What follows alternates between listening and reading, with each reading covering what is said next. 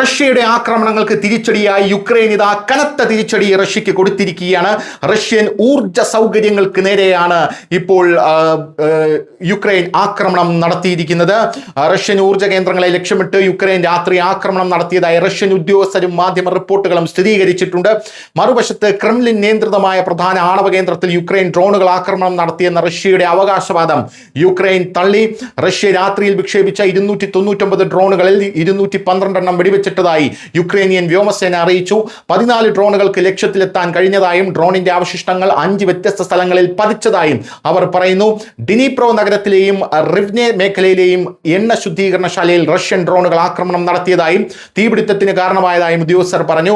റിഫൈനറിയിൽ ആർക്കും പരിക്കേറ്റിട്ടില്ലെന്ന് Rivne regional administration മേധാവി Oleksandr കോവൽ പറഞ്ഞു. അടിയന്തര സേവനങ്ങൾക്ക് സ്ഥലത്തെത്തിയിട്ടുണ്ട്. റഷ്യയുടെ തെക്ക് പടിഞ്ഞാറൻ റോസ്തോവ് മേഖലയിലെ ഇന്ധന സംഭരണ കേന്ദ്രത്തിൽ തീപിടുത്തമുണ്ടായത് ഡ്രോണിന്റെ അവശിഷ്ടങ്ങളിൽ നിന്നാണെന്ന് ഗവർണർ യൂറി സ്യൂസർ പറഞ്ഞിട്ടുണ്ട്. സമീപ വീടുകളിൽ താമസിക്കുന്ന ആളുകളെ ഒഴിപ്പിച്ചതായും അദ്ദേഹം ഇപ്പോൾ അറിയിച്ചിട്ടുണ്ട്.